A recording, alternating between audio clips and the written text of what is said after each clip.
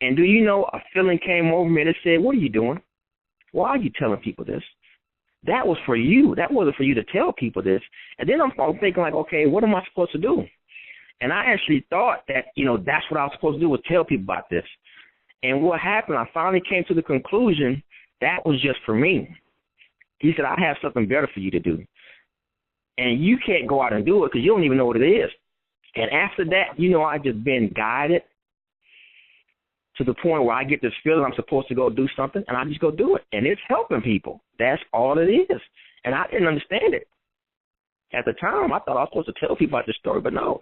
I have something I want you to do, and I know you can do it. And it's to go out and help as many people as you can. And I have a motto, and it's this.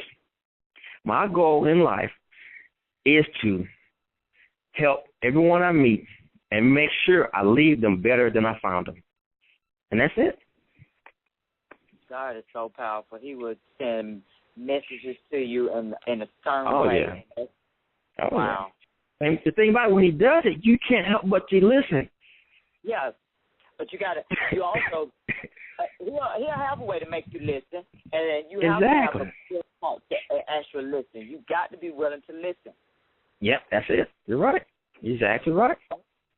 See, that's what I love about having this show, because that's all I've been getting guests who actually been through the spiritual coming with. Because I even had one guy say, well, he explained to me that he actually met God. He'd been to the heavens, and I was shocked because I was like, really? Like, you been that far? Like, I never heard nobody actually experience. I mean, like, you actually been to heaven. Like, I had people say near-death experiences. Now, I haven't went that far. And it sounds like a magical trick. Like, you really want to do it? Like, really? Can I do that? Like, right. Wow.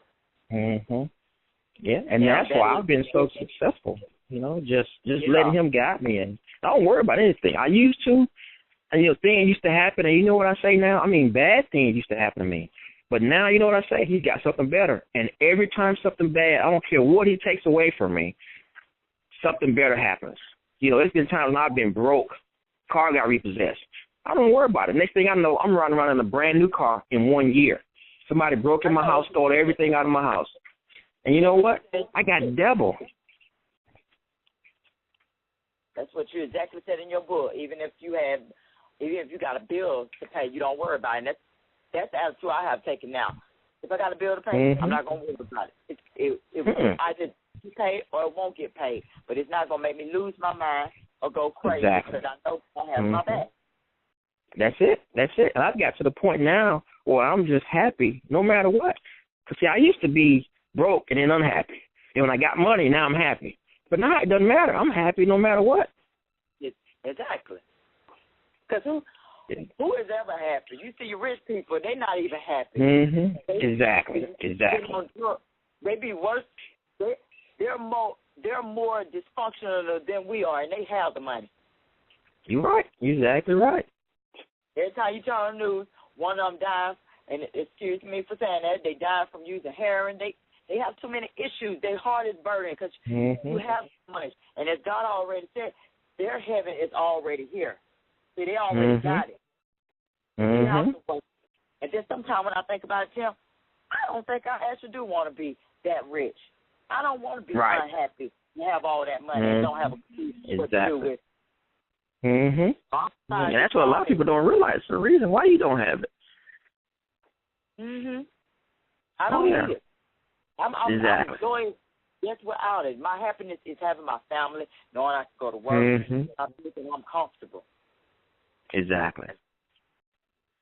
Tim, let me ask you, for instance, have there ever been somebody who maybe like just brought the car back to you, or you just quick on the spot?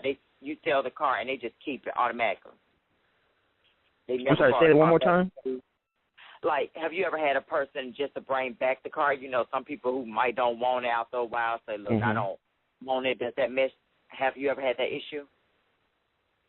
No. I've had it where people have tried to see certain dealerships. They have policy that once you sign the contract, you can't bring it back. So I've had people that try to bring it back. It was a lot of times it wasn't nothing that I did.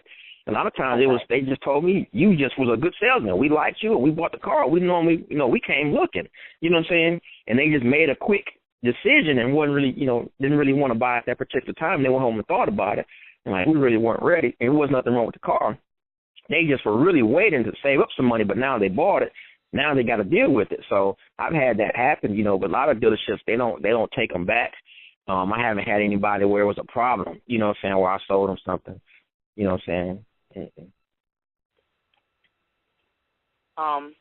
But let me ask this too, because there are you got stubborn people sometimes, and they just refuse to, just don't want to do anything. Like, for instance, you try to sell them that car, but they just refuse. Like, I just don't want anything at all. Is there a way to break through? Yeah, that's one of the main things I teach, because that's a lot of when I go out and talk to salesmen, I ask them, what's your biggest problem? That's one of them. That's not really the main problem, but that's one of the biggest problems. Okay. And what I try to tell them, whatever problem you think you have, because it's not really the customer, it's you. Because if you keep getting no's from a customer, it means you don't know something. And that's what I try to do. They try to get more involved in the sale instead of getting involved into the person, the customer. And that's what I try to teach them how to do, which is really difficult, is to build that rapport up, where when I used to talk to a customer outside, when we came in, I already knew they were ready to buy.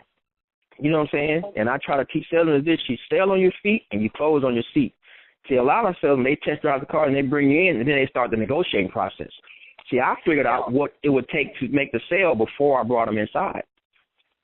Okay. Because, some of them do that. Okay, let's go test drive, and you're like, no. I don't want it. You really are just confused me a little bit. So, but I love the fact that when it came to the part in your book that you were talking about the bonus and then because he's supposed to been giving you like $1,000 that time, and all of a sudden you mentioned about that he was going to give you $300, but he wanted you to sell 3 cars, and you went and did that. That what? Right. Yeah, I did a lot of things at that dealership. I went and did things that I asked for, actually. When I initially went there, they paid me like $2,000 to come back to work because I had left and went back. And I actually got a desk right by the service department, and I couldn't even see customers. I couldn't even see them. And I told them, the general manager said, I don't want you sitting here. I want you to see where you can see customers driving. I said, I don't need to see them. I have a system where customers will come looking for me. And what I did was I answered the phone, I made phone calls, did emails, letters, and people that were in service, I actually sold them while they were waiting on their car to get service. And I went to him, and I asked him, I said, man, when y'all hired me, you said y'all were going to put some type of bonus on for this month. I've been here 2 months. I haven't seen a bonus. And then he was like, well, what are you going to do? What are you going to do? How many are you going to sell? I said, it depends on how much money you want to pay. And then I depends on how many I'll sell. And he was like, okay, sell 3 cars a day, I'll pay you $300. I said, cut the check. That's just how much confidence I had in myself. No, and by 5 or 6 o'clock that evening, I sold 3 cars that day. And this was a Saturday. And then the next Saturday, I did the same thing. I said, you want to bet again? He said, what?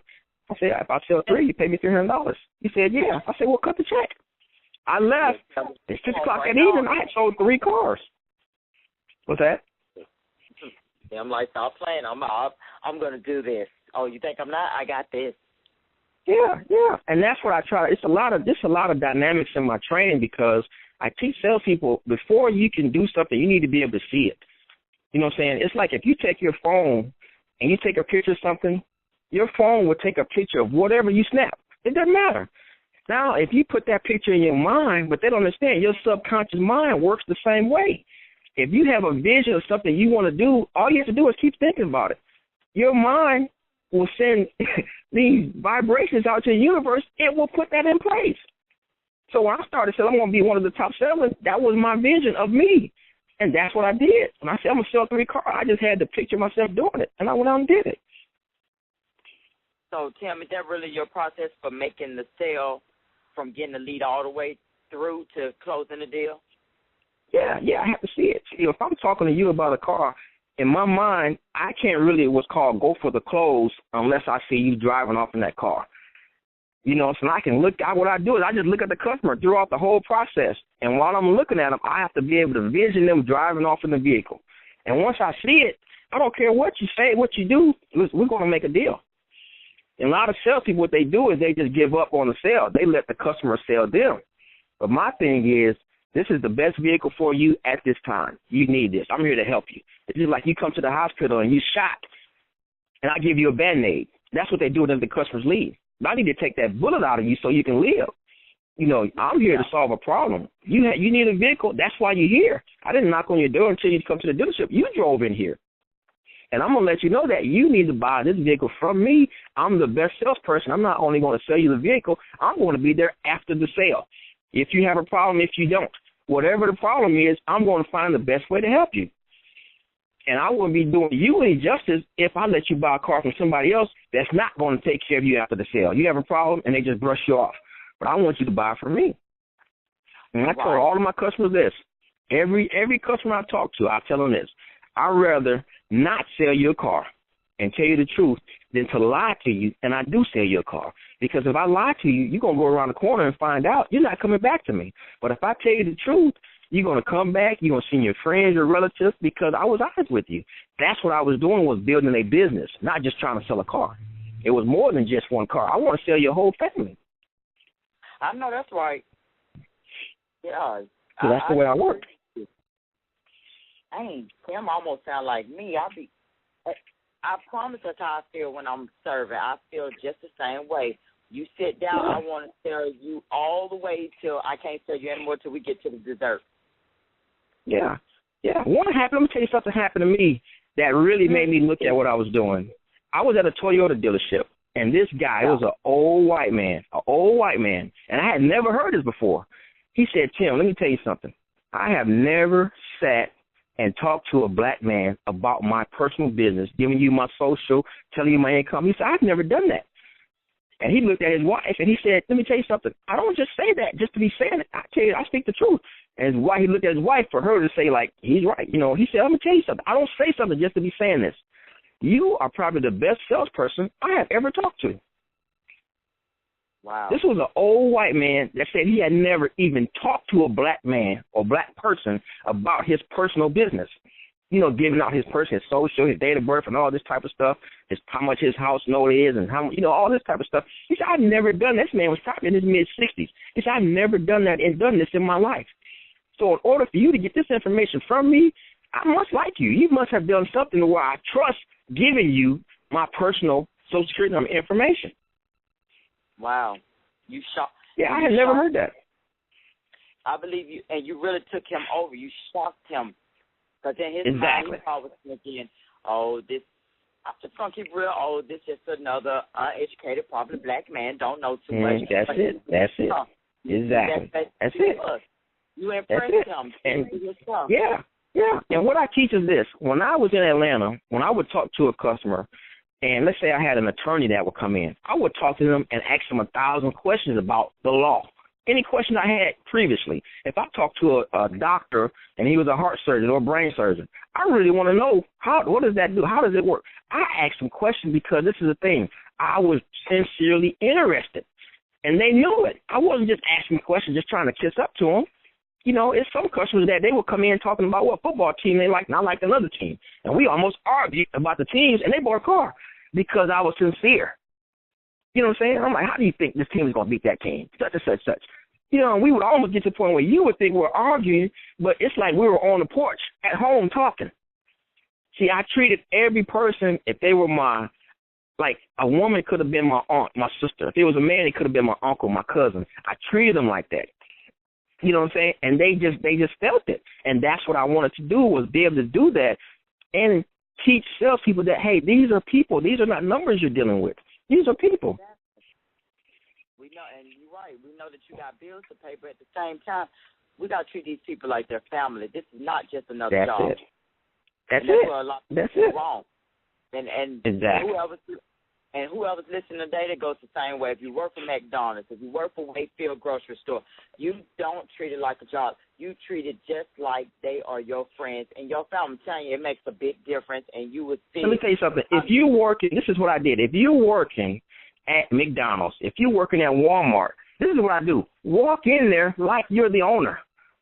Okay. Take care of whatever you do like you're the owner, because this is the thing. This is what you don't realize. You can be one day if you want to. If you want to, you can be. You know, this is. I don't know if you know the guy that owns the club downtown, Alex. You know, at Visions. He used to park cars in the parking lot. Now he owns the club. And guys asked him when he was parking cars, man, why are you so happy? You're running out here parking cars. What you so happy about? He said, one day I'm going to own this club. That's why he named the club Visions, because he had a vision. You know, I was watching on CNBC, there was a janitor at this high school. The principal walked up to him and said, hey, I want you grading papers, not picking papers up. And he walked away from him. The guy took that to heart. He became a teacher. Now he's the principal of the school. He was a janitor. Wow. So this is what you have to realize. You can do whatever you want to do. This is crazy. And this is what we don't realize. Our subconscious mind will accept whatever we tell it because it can't differentiate between a penny and $1 million. Mm-hmm. Whatever you put in your mind and you keep thinking about, you can do it. Exactly. If you just keep that on your mind. We do. We hinder ourselves when we think a certain way. That's it. That's it. We do. We do it all the time. We are our own worst enemy. That's it. The only thing we have to fear is fear itself. And fear just stands for a false expectation, a false event, or a false experience appearing real. You make it appear real in your mind that I'm going to walk up to this girl and she's pretty and she's going to say no. So I'm not going to walk up to her. I'm going to go to this job, but no, they're not going to hire me. You create your own fear. Yeah, I have done that before too. When we do it, and everybody goes through that. At some point in time, you're going to be apprehensive or uncertain. Like everything I've done when I was selling cars, I would talk to these people. I'd walk out and say, oh, man, I don't know if they're going to be able to buy. But you have to look at fear, stare it down, and then keep going through it. You see what I'm saying? Mm-hmm. You can't let that conquer you because what will happen is that fear and that failure will walk away. It'll get out of your way. Once this knows you're walking and you're not going to stop walking, it's going to get out your way. But what we do is we let the fear make us scared and we run the other way. But you can actually make fear run the other way. And I know I have done it previously. And sometimes I think I still have the tendency of doing it because I say I can't do this. Exactly. But what you have to do is you have to knock that T off of the can't. And then what you got? Yeah, because I know when I was 5 and intern, I did that one day. I was so upset because I was late. I was like, oh, Lord, this woman's not going to let me intern with them at 5. She's going to turn me back now. And when I got there, I was crying. She said, why are you crying? I said, because you're not going to give me the opportunity to intern because I'm late. She said, why? I mean, all we did was the other people gone, but that doesn't mean you still can't get it. And she gave it to me. Mm-hmm. I was just I'm telling you, I was so late. I was like about 5 minutes. I was like, oh, Lord, this going to show her I'm not independent. But she gave it to me. Right. I let fear get to me. And the first thing my husband told me, before I take you in, I need you to put your hand on this Bible. Do it now. And I started praying. I walked right on in there. But you right.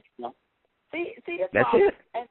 And this is another reason why I love doing my shows. Because, we also talk about car salesmen, but God always plays a part in everything that we do. I don't care what he's talking about. He always going to play a part. We all went from car salesmen to talk about God, see? He never fails. He going to sneak. That's one thing I like about him. He's going to come in the conversation no matter what he's doing. Exactly. And see, a lot of people have to realize this, though. Anything you try to do, you have to have a spiritual foundation or it's not going to last.